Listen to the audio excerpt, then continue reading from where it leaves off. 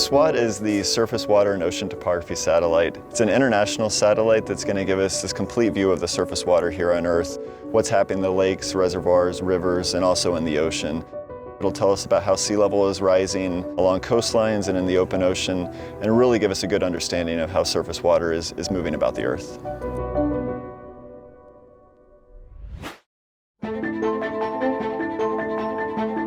Our goal is to provide data, forecasts, watches, and warnings at some key locations like the Willamette River in Portland, which is a major U.S. city that historically has seen some catastrophic floods.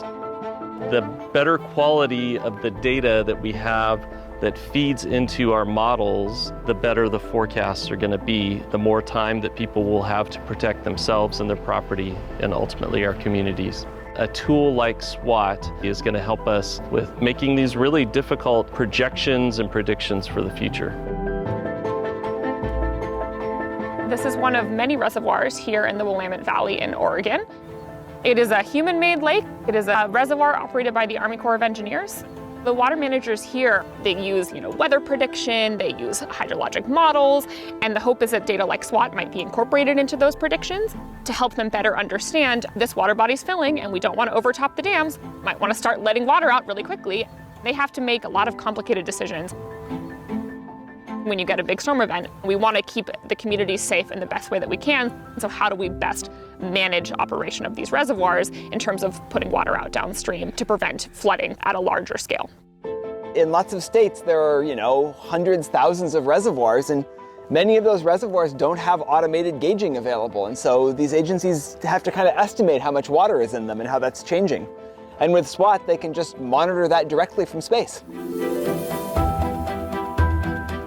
For us in Alaska, we have many, many rivers, and only a few of them are measured, or as we say, gauged.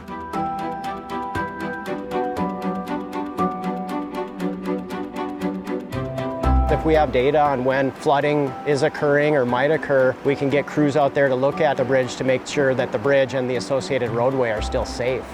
If we can start collecting data on all rivers above a certain size remotely from satellites, it really opens up the amount of rivers that we can help understand what happens when they flood or how they flood. And that really improves our ability to manage our infrastructure and to design new infrastructure. That is where SWOT will really make a big difference. One of the partners we're working with is the Department of Defense, and they're trying to fill gaps in the data that they have along the coastlines. Our military is obviously very concerned about what's happening on global scales, and they have installations across the globe. So SWOT will potentially provide an opportunity to fill in some of those gaps, allow them to make the impact assessments that they need for sea level rise in their facilities. So trying to understand and give them the information they need to plan for and then potentially adapt to these changes is really critically important. Coastal wetlands like the Mississippi River Delta are extremely important because it acts as a buffer between us and the threatening ocean.